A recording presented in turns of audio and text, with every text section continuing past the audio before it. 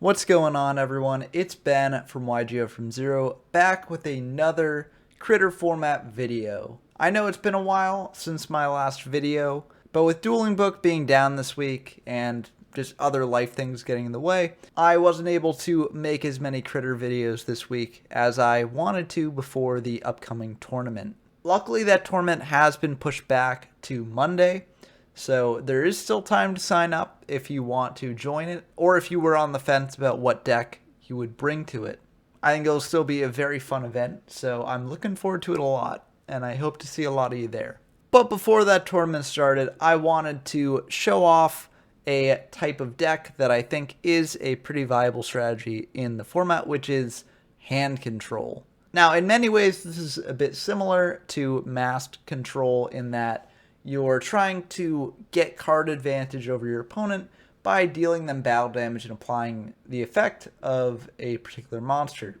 However, in this case, while we do have Masked Sorcerer in the deck, the main monster whose effect we want to be applying is White Magical Hat. So instead of gaining more cards, we're trying to deplete our opponent of cards. Now, the build that I'm showing off here is one that I made, and I think that it has some major flaws, which I might get into at a later point. But this is my first attempt at this sort of deck, and I will be showing off later in the video another sort of version with this deck that goes in a bit different direction. So I'll be providing a couple different variations that you can look at and then take from as you wish, because they go in some different directions to accomplish similar goals. But before I dive in to the actual card by card breakdown of this deck, if you enjoy watching these Critter format videos and enjoy my content in general, please consider liking this video and also subscribing to the channel.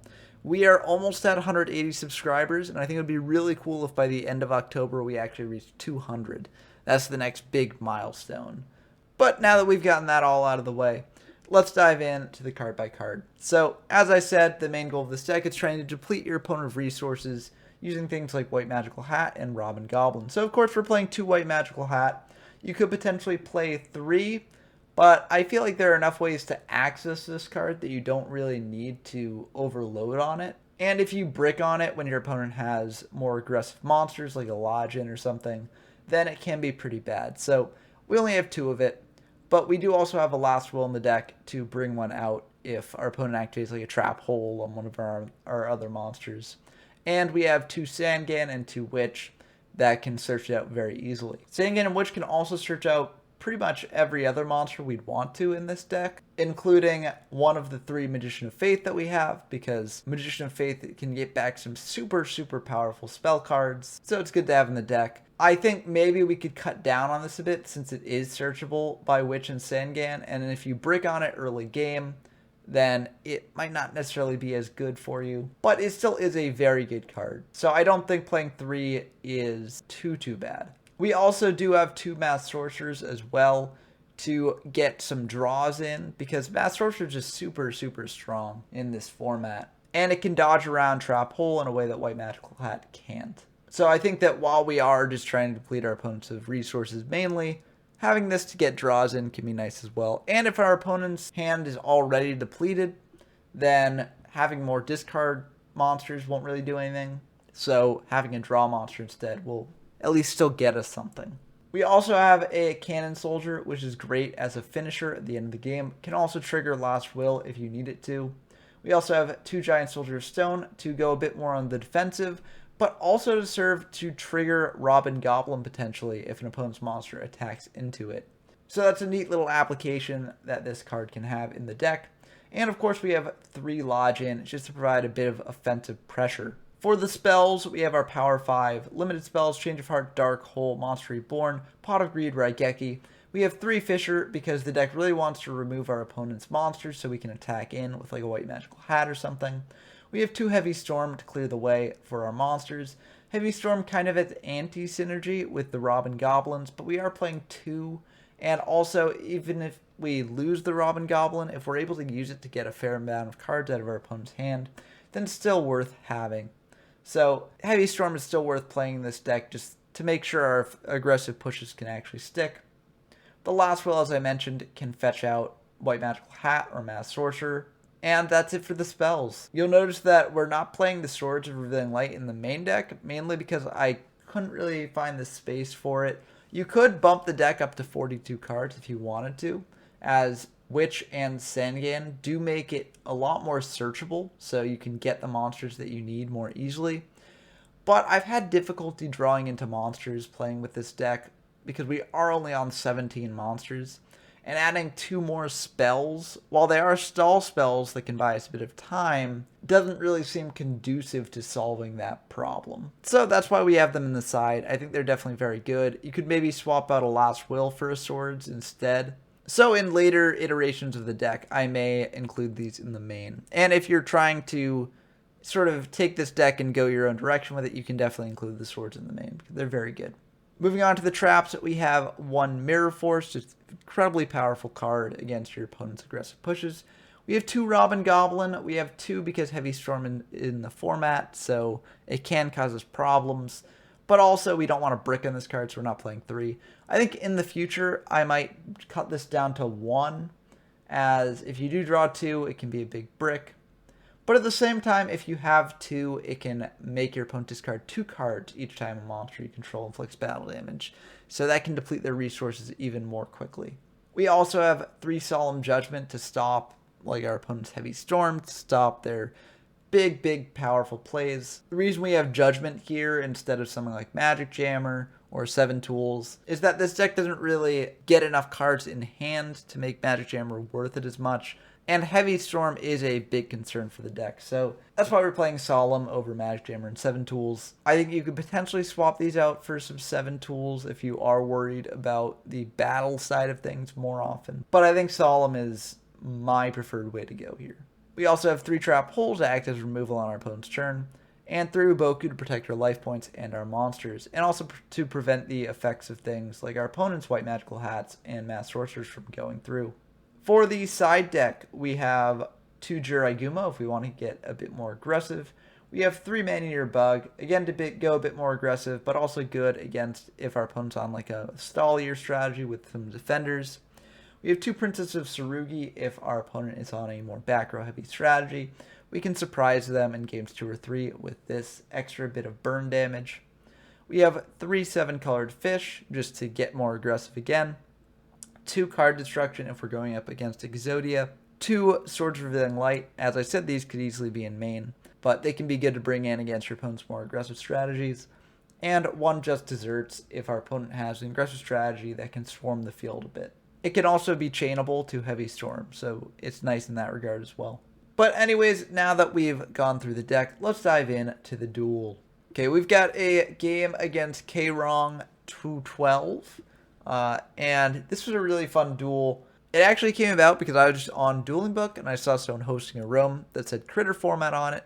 And I was like, yeah, I'll play a game in Critter format. So I joined the room and we played a great game here. So, you know, format library isn't the only way to find games between people.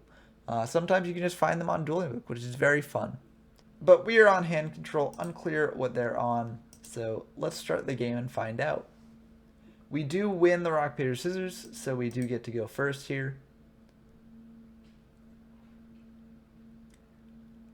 And this is a pretty good start. We can set the Witch and potentially a Mirror Force if we want to just go 1 for 1, or Waboku if we're worried about them clearing the Witch and then attacking in with like Mass Sorcerer or White Magical Hat of their own. Either way, we're setting the Witch and setting a trap. So I guess we are going to go with the Waboku here. They're going to bring out 7-colored fish, attack in, and our Witch will get popped. We can get out Lodge in. A good thing about having the Waboku set here is that we can just attack our Lodge into the 7-colored and activate Waboku to keep our Lodge in on field if we want to do that. They're just going to set 2 and pass, and we're just going to bring out a White Magical Hat actually, because we do have the Fisher in hand. They will unfortunately trap hole that. We're just going to set a Mirror Force because we don't think that they'd set heavy with a trap hole, although it's definitely possible. We could get punished here for it. But if they do activate heavy, then we do have dual Boku at least. So they're just going to activate Pot of Greed, draw 2, and bring out a White Magical Hat of their own. And we are just going to activate a Mirror Force here, and they will actually Solemn Judgment that, which is pretty good for them. Luckily, we do have the Woboku to activate afterwards, so we will be able to prevent this amount of damage, and we'll also be able to keep all our cards in hand. So we're feeling very good about that. Woboku's a pretty great draw here. We are going to bring out Lojin to try and hit over their White Magical Hat, then activate Fissure on their 7-card fish potentially. Unfortunately, they do have a trap hole, so a bit rough. We can set the Woboku here though, and they're going to bring out another 7-colored fish and try and get in a ton of damage. Luckily, that Woboku will protect us here, and so they're just going to pass back to us. Trap hole is okay, but it doesn't really help us in this game state. Luckily, we do have an interesting way out. It will require using a lot of cards from our hand, but I think it will leave us in a very good position afterwards, so we are just going to go for it. We are going to summon White Magical Hat, activate Fissure to clear their White Magical Hat, Change of Heart their 7-colored fish, and crash the 7-colored fishes to clear both of them, and then attack in for 1,000, discarding one of their cards. So that was a pretty cool move, if I do say so myself. And we do snipe Raigeki, which is one of the best cards we can snipe with White Magical Hat. So that was a very, very good turn on our part. We did go down a lot of cards, but we managed to clear their entire board and also discard one of the most powerful cards in their deck. We also have a trap hole to back this up, so if they do just normal summon out a monster to attack over White Magical Hat, we can clear it with the trap hole. So we're feeling very good about this. Unfortunately, they do have Fissure, but it looks like they don't have a monster, so we're feeling good about that. We're just going to summon out Mass Sorcerer, attack in, deal 900, draw a card. And then I think we could set the Woboku here, because if they do have Heavy Storm, then we chain Woboku to it, and we can protect our Mass Sorcerer a bit. But I decided to play it a bit conservatively and keep the Woboku in hand. We have Trap Hole to deal with whatever monster they bring out here, so we're not too worried. They are going to summon out Dark Elf, and we will Trap Hole it. But unfortunately, they do have Monster Reborn, and they'll bring back White Magical Hat. This is incredibly good for them, as they are able to just attack into Mass Sorcerer and discard the last card of our hand, clearing our entire board and hand. So this is very, very good. And we are getting majorly punished for not setting the Woboku here. And we will just lose the Woboku, pass back to them. We do have Lojin, so we will be able to get over the White Magical Hat. But unfortunately, they have Mirror Force, so kind of unfortunate here. Nothing we can really do. And they have Mass Sorcerer, so they're able to get in 1900 and draw a card on top of it. So we're in a really rough spot here. They're going to pass back to us. Heavy Storm's okay. We're just going to set it so that way we don't lose it to the White Magical Hat. And they're just going to attack in for 1900 again. Draw another card on top of it. Set a back row, pass back. We do have Solemn, so we could just set the Solemn here. But I want to get the most value out of the Heavy first, so we are just going to Heavy Storm their back row away. And they are just going to let it go. They did have a Solemn set, but they don't really think it's worth playing, and I agree with that. We're just going to set the Solemn of our own, pass back. And they're going to get in another 1900, draw another card with Mass Sorcerer. And this is really rough for us. We need a really good draw here. And that is a really good draw. We're going to activate Dark Hole. And maybe we're a bit back into this. They're just going to set one, pass back. We're just going to set Mass Sorcerer, as it likely can't get over whatever they set. And if it's like a Sangan or a Witch, we don't really want them to get a search anyways. And they're going to flip up Magician of Faith. We're going to think about it, but given what they have in their graveyard, we actually just are going to Solemn Judgment this. And there's a bit of confusion because they think that we're Solemning the effect of Magician of Faith, but we're actually Solemning the flip summon of Magician of Faith, which will prevent the effect from ever happening. But Solemn Judgment can't actually negate the effect of a monster here. So, we have a bit of a miscommunication, but we're able to quickly work it out. And the Magician of Faith will go to grave. We are in a bit of a rough spot here, as if they have any way to deal with our Mass Sorcerer, then we're in a lot of trouble. They do have swords, but it looks like that's it. So feeling okay about that. We know they don't have a Raigeki, and if they've got like a Fissure, they can clear a Mass Sorcerer and get him for damage. So we are just going to set a Giant Soldier Stone here. If they have Dark Hole, we're probably dead anyways, so I don't feel too bad playing into it. They do have Dark Hole, and they do have a Mass Sorcerer, so they will be able to get in for 9, draw a card, and pass back. So I guess we wouldn't have been dead here if we had kept the Giant Soldier in hand, but I think we had to do it just in case. We draw Fissure so we can clear their monster, but they do have another monster, and it looks like that will be the end of the game. Did they have a way to deal with the Giant Soldier of Stone? It looks like they didn't have a way to deal with the Giant Soldier of Stone on hand. So maybe if we had played this a bit differently, it would have worked out better. But who can say? Hindsight's 2020, and I think we played this game pretty well. I think we actually both played this game pretty well. But since this was just sort of a game that I found on Dueling Book that KRong212 was hosting, this was just a best of one, so that will be the end of the game. But I think that was a really, really cool game, so I wanted to show it off.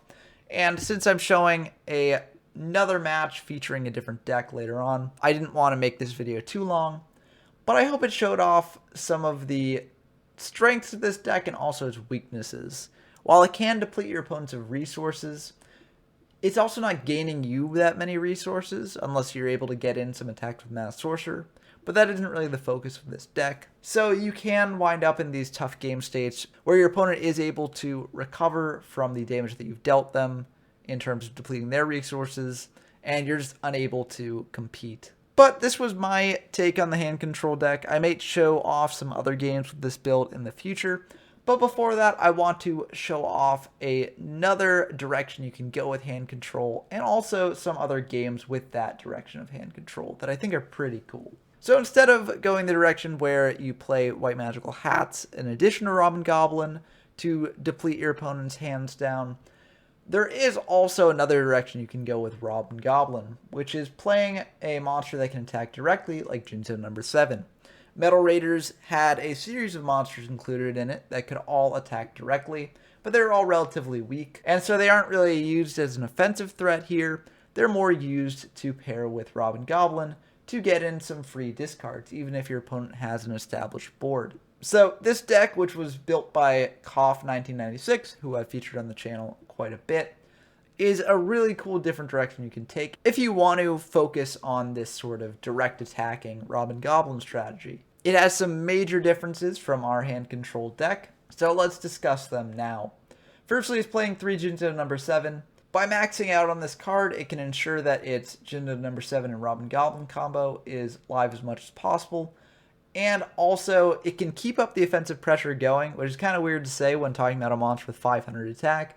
But if you're able to consistently get in that 500 damage every turn, on top of damaging them through other ways, like through potentially Cannon Soldier, or just attacking in with like Recruiters or Giant Soldier of Stone or something, then it can add up real quick. They're also playing 2 Sangan, 2 Witch, of course. These cards can search out pretty much anything you'd want in the deck. They're also playing 3 Thunder Dragon, which is great at thinning down your deck to draw into what you need more often, but also it's good when combined with things like Magic Jammer, which require a discard cost to activate. Thunder Dragon can also be used to trigger Last Will in a pinch, tripping over one of their monsters to summon this out or set this out. So it has that use as well. We also have 2 Cannon Soldier to get in that last bit of damage that we need. And also Cannon Soldier, like Thunder Dragon, can trigger Last Will. We're also playing 3 Giant Soldier Stone. Because this deck can suffer against more aggressive strategies, it is playing a bunch of weak monsters in the form of Jinzo number 7. So it's good to have a defensive wall as well. For the spells, of course, the Power 5 limited spells are in here. Change of Heart, Dark Hole, Monster Reborn, Pot of Greed, Raigeki. But also 2 Swords Revealing Light, which is very essential because, as I said before, we're playing pretty weak monsters here. And just having a Swords up while you've got Jinzo number 7 and Rob and Goblin is just a killer combo. And also 3 Last Will to more easily tutor out your Jinzo number 7s, or also your Cannon Soldiers or Recruiters or Walls. Last Will can fetch pretty much anything from the deck that you'd want. For the traps, we've got 3 Magic Jammer. This can be great at negating things like your opponent's Heavy Storms, which can be an issue for the deck, especially given the Rob and Goblins. but it can also be used for any other spell that could give you trouble as well. 1 Mirror Force to deal with your opponent's big aggressive pushes. 2 Robbin' Goblin. You can't search out this card, so having 2 enables you to draw it more often, but also 3 is a bit bricky, so that's why 2 copies are being played here, I think. 3 7 Tools of the Bandit. This can be great at negating things like your opponent's Wabokus, or your opponent's Mirror Forces, or even your opponent's counter traps as well. And 1,000 life points isn't that big of a cost, and that is important given that you are playing some weak monsters in the deck, so you can be susceptible to an opponent's aggressive plays. Also, playing 3 Trap Hold act as removal during your opponent's turn, and 3 Waboku to protect your life points and your monsters. For the side deck, we can side into a bit more of an aggro strategy with 3 7-colored fish and 3 Lodge In, as well as a bit of a mass control strategy with 2 mass sorcerers. 2 Fishers can serve to add some removal to the deck if you're swapping out the Jinzo number 7 package. This can be very important. 2 Polys can actually go into a twin-headed Thunder Dragon, which I think is a really neat side decking strategy. Not sure how good it is, but it's very fun at least. And 3 Solemn Judgment in case you're playing a deck that is less aggressive, but has much more pivotal plays. So you can swap these in for like 7 Tools of the Bandit potentially, and it can be very, very good in those situations. For the Fusion deck, 3 Twin-Headed Thunder Dragon, as I mentioned, for the side deck strategy, and then 3 Flower Wolf for fun. But thank you to Koff1996 again for providing this awesome deck list, and also providing me with the duel replays that I'm about to show off, because I'm not actually the one playing in this match. I haven't played with this deck yet, although I do plan to play with this deck or a deck like it in the future on the channel. But even though I'm not playing in the matches that I'm showing off, I think they're really, really cool. So I do want to show them off and discuss them. Okay, the game here is between Koff1996 and Aratos, 2 very good duelists who I've shown off on the channel before. So this should be a pretty good one. Koff is playing that deck that I just showed off on screen with the Jinzo number 7s and the Robbin' Goblins. Unclear what Aratos is playing right now, but I guess we'll find out. So let's dive into the games.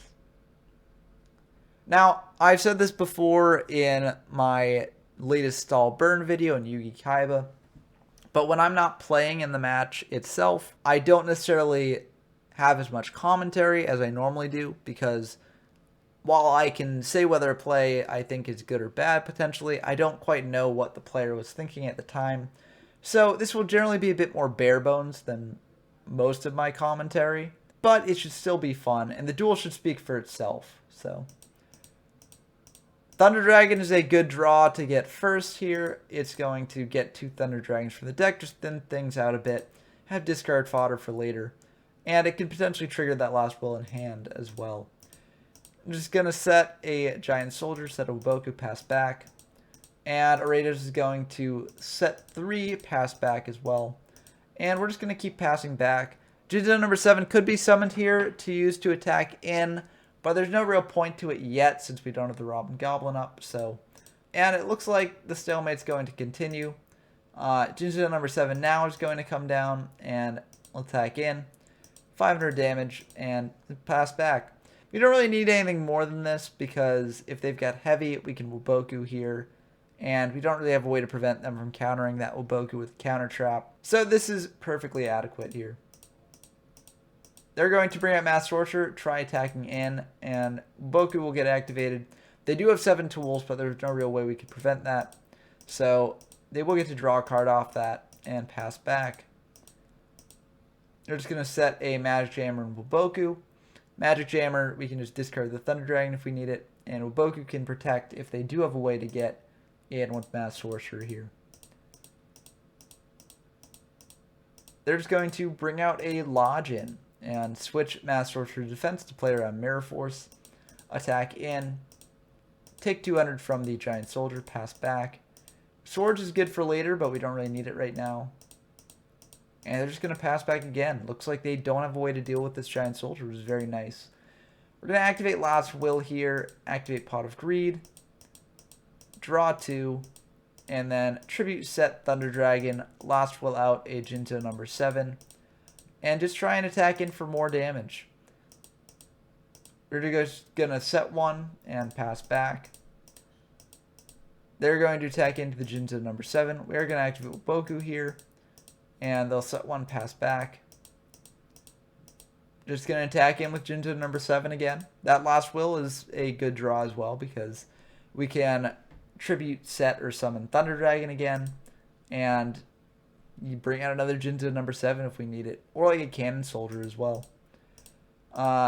So we're just going to set Waboku and activate Swords here. If they do have Heavy, Magic Jammer can be used. And also, if they try to counter the Magic Jammer, we've got 7 tools. So feeling pretty good about this. They're going to Heavy. Magic Jammer will get activated. And that will just go through. The Witch gets flipped up. It should have gotten flipped up last turn, but I think they realize it now. Not a big deal, though. They're going to Change of Heart the set Witch. It is a Witch, so they're not going to get any value off that. And the Witch will return at the end of the turn. I'm going to last will attack in with Jinzo number 7. Attack in to the Lodgin with the Witch. And they're going to activate Robin Goblin on the attack deck of the Witch.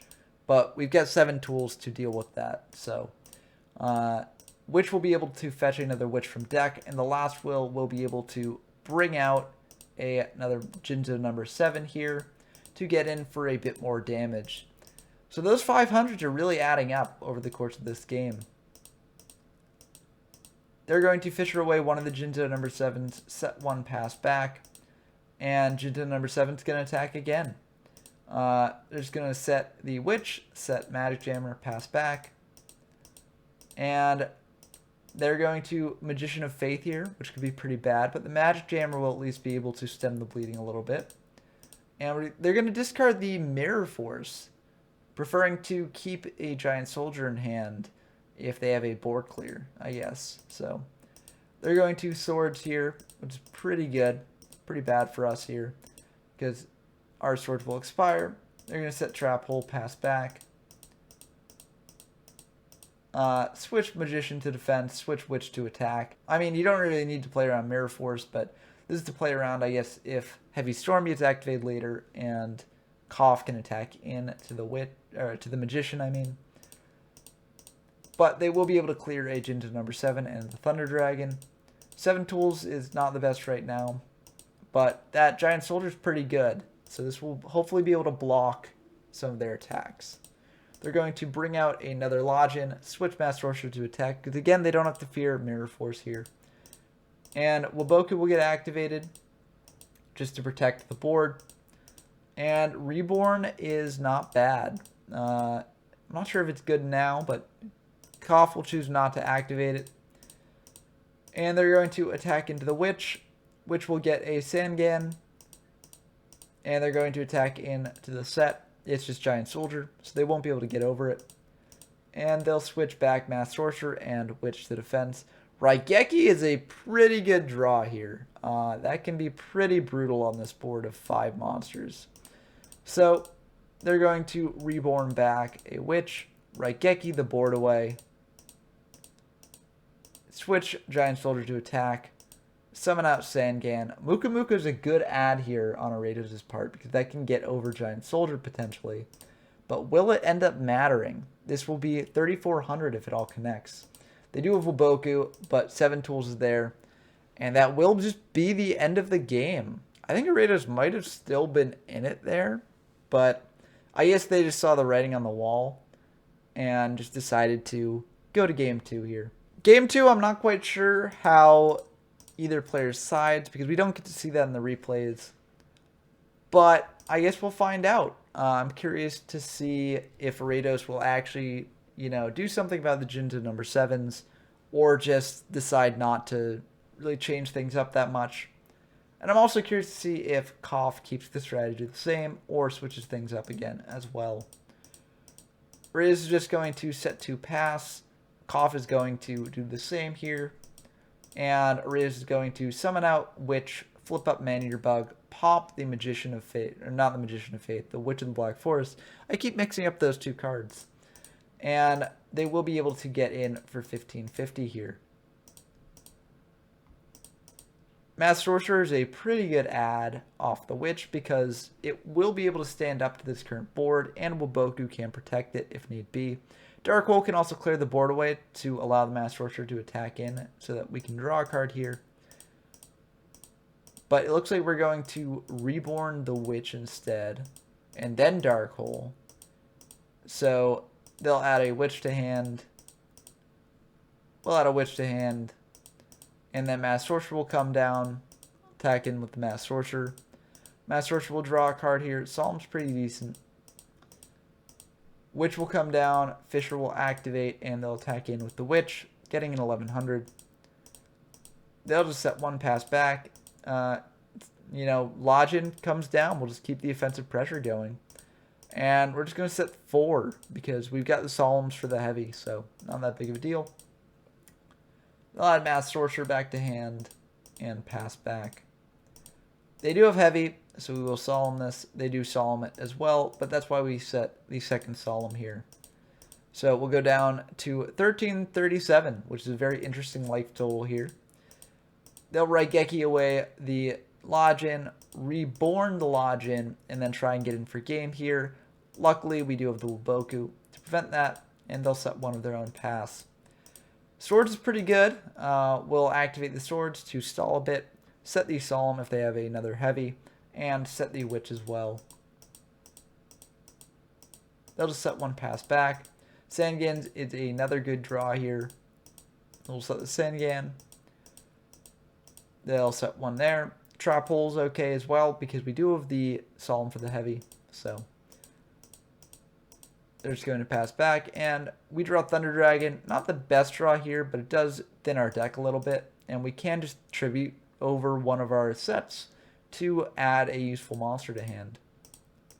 Swords is gone by this point as well. And that's what we're going to do. We're going to tribute set over the Sangan, add the Giant Soldier to hand, pass back. They're going to attack in with the Lodgin. Thunder Dragon will die. They'll set one, pass back.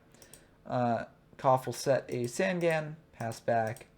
And Magician of Faith will get flipped up. The Solemn will come down here because Magician of Faith threatens a Heavy Storm anyways. And if it gets back Raigeki, that's pretty bad. So we might as well just Solemn. And we'll drop down to 668. That's pretty funny. They'll activate a Swords of their own, flip up our Recruiters, and Raiders will think about this. And they're just going to try and attack in. If we don't have Mirror Force set here, then they could potentially get in and attack with Mass Sorcerer. That is potentially lethal. So, Witch will search Lodgin here. Giant Soldier of Stone will attack in to Sangan, which will search Cannon Soldier here. Pretty good card to get. And Mass Sorcerer will attack directly, at which point the Waboku will be activated. They're just going to pass back, and Giant Soldier will get set. If they've got a way to deal with it, it's the end of the game because all Koff has left is a Trap Hole, but looks like they might not. So Lodgin will attack in, and Mass Sorcerer will get switched to defense. Last Will is a decent draw, but might not be the best to activate now. They're going to set a Giant Soldier. Like, Raigeki's in the grave, so you don't have to worry about that. Dark Hole could be a problem, but that's why the Trap Hole's here. So they're going to Pot of Greed. Draw 2. Fissure away one Giant Soldier. And try and get in for lethal here. Unfortunately for them, Koff has the other Giant Soldier. And another Giant Soldier on top of that is pretty fun. We'll set the Giant Soldier, pass back. And Lodgin will just attack into the set. Unfortunately, it is Giant Soldier, so they won't be able to do anything about that. And Fissure ain't bad. They're going to Fissure away the Mass Sorcerer here and just pass back. They're going to bring out Muka Muka, and Muka Muka is pretty big here. It's gaining 1,800, so it's at 2,400 right now. They're not going to activate Trap Hole here. That's interesting. Muka Muka will just deal with the Giant Soldiers, I guess. That's pretty rough for Koff. Lodgin will attack into the Lodgin. Those will get popped or destroyed. And the trap hole will get set again. Heavy will come down, blowing away the trap holes. And this will be the end of the game. I think if Koff had been able to clear the Muka Muka with the trap hole, then it could have potentially gone in their favor. But either way, that was a really, really sick duel. Very, very intense. So let's go into game 3, see which duelist actually managed to win here. I think both duels have put forward very good showings of each of these decks here. So let's see how it works out. Koff is just going to set Sangan, set Trap Hole, pass back. Ratos is just going to T-set as well, pass back. And Thunder Dragon is drawn but not activated. I mean, I think they've forgotten about it, maybe? I don't know. We'll see. They're going to Pot of Greed here. They should really activate Thunder Dragon before doing that in general, but it looks like it's fine. They're going to activate Thunder Dragon now, get 2 Thunder Dragons from the deck, thin out the deck a bit, and it all worked out. They're going to set the Robin Goblin to prepare for the awesome Jinja number 7 Robin Goblin play next turn, and then set a Cannon Soldier as well. Rados is just going to set again. Jinja number 7 will come out and attack directly, and on attack deck, Robin Goblin will get activated, so that changes things a little bit. It will go through, and Koff snipes heavy, which is probably the best thing that you could snipe in this situation. Keeps your Robin Goblin online. So they're going to activate swords, flip up everything Koff got, try and bring out a white magical hat to deal some discarding to Koff, but unfortunately Koff has Trap Hole, so that won't go through. But Arados will be able to clear a Sangan and also clear that Jinzo number 7 here with the Sangan Witch that they have. Trap Hole is a pretty good draw, and also 7 tools ain't bad as well. So they're just going to keep this board state as is. If Arados brings out a monster they can attack over the Cannon Soldier with the Witch, they can just Trap Hole it. They're going to bring out a Cannon Soldier, and Arados will pass priority, so they're not going to use the effect right away. And a Trap Hole will come down to clear that away. Sangan ain't a bad set here. They're just going to set a Trap Hole, set the Sangan, pass back. Swords is almost expired, and that Swords of Koff's is going to come in very handy here, potentially, if they can just get in a bunch of turns attacking him with Jinzo number 7. Raiders is going to pass back. Jinzo number 7 will come down and attack in. They do have Mirror Force, but 7 tools on a Mirror Force is one of the best trades you can do. And so they will lose another card from their hand. Swords will come down to protect the Jinzo number 7. This board is a bit fragile to a heavy, but they've already used up 1 heavy, so not too big of a fear right now. They're going to activate a Sword of their own, and that's pretty good here because now Koff can't keep getting in to discard cards from their hand with Robin, Goblin, and Jinzo. They're just going to switch the Jinzo number 7 back to defense here, and it's just going to be passing back for a bit. Magic Jammer is a good draw. If they have something like Heavy Storm, it can deal with that. Or just like a Raigeki or a board clear like that. It can be very good. That Swords is a very good draw here because now they'll be able to keep protecting that Jinzo number 7 and potentially get in for a fair amount of damage next turn. Heavy does come down at perfect time for Magic Jammer to negate it. And this is a tough situation for Ratos. They're going to have to Fisher away the Jinzo number 7, which is not bad, but it also is a little bit rough. That Raigeki is a pretty good draw here potentially. Unfortunately, we don't have the 7 tools set because if that's a Boku, you can majorly punish a super aggressive push here, combining with the Robin Goblin to try and discard a lot of cards, but it might be worth going for that anyways. Let's see what Let's see what Koff does. They're going to use the Cannon Soldier effect to get rid of Sangan, deal 500 damage, and get a Jinzo number 7. So they will be able to attack in here. And they're just not going to let Aratos get the searches, which I think makes sense. And Ratos does have the Waboku, so it's a good thing they didn't go for the super aggressive push with the Raigeki. They're going to set 7 tools to prevent things like Wabokus from being able to stop their aggressive pushes in the future. And Ratos will set 4 and pass, protecting the cards in their hand here. And Koff is just going to go in, attack with Jinzo number 7, and discard a card with Robin Goblin. They discard a Witch, which is pretty nice to discard here. The Raigeki will come down, clearing away the entire board, which is a bit unfortunate, but nothing you can really do there. And Witch will get added to hand. Raigeki of their own is pretty nice. They'll be able to clear the board away. Raiders will get 2 searches, but one of those, or I guess only 1 search. Oh, maybe they didn't have any targets remaining for the other one? I don't know. They're still searching. Koff just summoned out Witch before they'd done searching with the Witch. But the Witch will attack in here, and Waboku will get activated, so a 7 tools will get played in response to ensure the Robin Goblin goes through. And Witch will discard Sangame, which is a pretty good discard there. Koff will set the Magic Jammer and the Waboku. They don't really have to fear heavy because their 2 heavies used up already. But, this is good insurance against other things that Ratos might have. Ratos is going to Pot of Greed, which is pretty good. And they're going to Reborn back a Lodgin. And Koff's thinking here because they could just Magic Jammer that.